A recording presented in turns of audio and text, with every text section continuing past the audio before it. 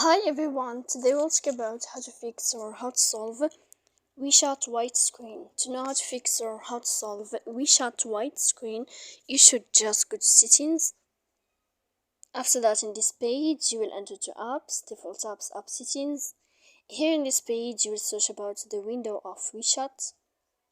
When you'll find this list of app info, you will click on first stop and you will click OK.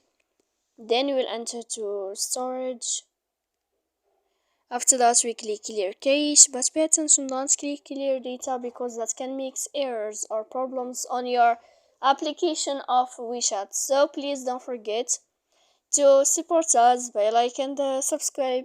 See you next time in another video, and thank you for your attention and your watching. Goodbye.